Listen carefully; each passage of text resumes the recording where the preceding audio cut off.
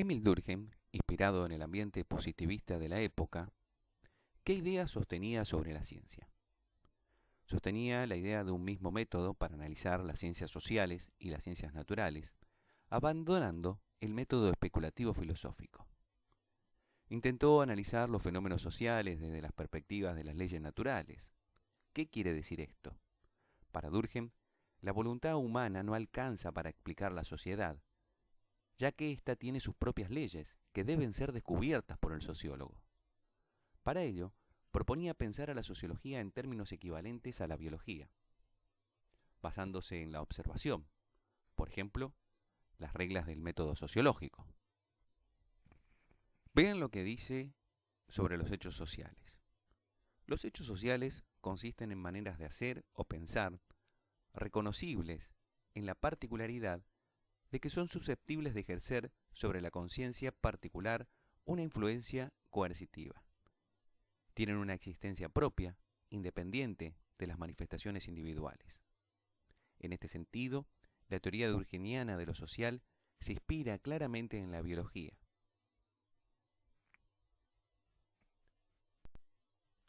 En este sentido, concebía a la sociología como una ciencia con una dimensión práctica, capaz de diagnosticar, prevenir y modificar los males de la sociedad. Durkheim dio siempre a su práctica sociológica una finalidad eminentemente concreta, casi utilitarista. Nuestra preocupación constante es orientar a la sociología de modo que pueda llegar a resultados prácticos. En este sentido, atribuyó a la sociología el estudio de los hechos sociales. ¿Y qué particularidad tienen?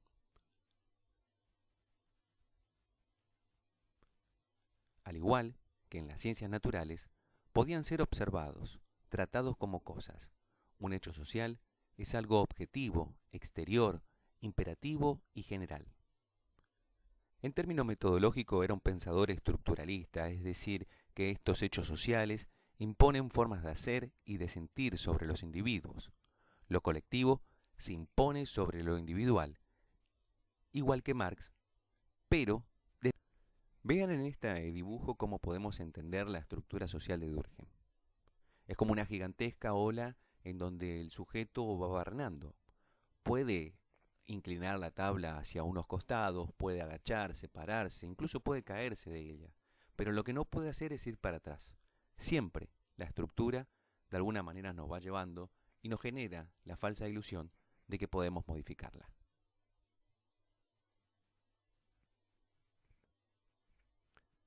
Por otro lado, Durkheim se pregunta por el orden. ¿Cómo asegurar el orden? ¿Cómo asegurar el poder? En estas complejas sociedades industriales en donde los lazos tradicionales que ataban al individuo con la sociedad ya no existen. En este sentido se pregunta por la solidaridad, entendida en términos sociológicos. Señala que son los sentimientos y la actitud de unidad basada en meta e intereses comunes. Y distingue dos tipos de solidaridad, la mecánica y la orgánica. La primera se caracteriza por tener una escasa división del trabajo y estar presente en sociedades arcaicas, como las de Grecia y Roma o los sistemas medievales. Por otro lado, la solidaridad orgánica se caracteriza por tener lazos sociales basados en la especialización y la división del trabajo, propio de las sociedades más avanzadas. Las personas desarrolladas, en este contexto, desarrollan incluso la idea del individuo. Durkheim, entonces, se pregunta por la anomia.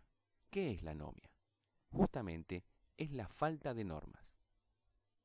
Es esa situación que se da al pasar de un tipo de sociedad a otro, en donde los individuos, sociabilizados en una solidaridad mecánica, de repente se encuentran en una sociedad con reglas nuevas. Estas ideas de la anomia llevaron a Durkheim a preguntarse por el suicidio. Algo que parecería ser tan personal e individual como quitarse la vida, Durkheim lo asocia con lo social. Para ello, identifica tres tipos de suicidio.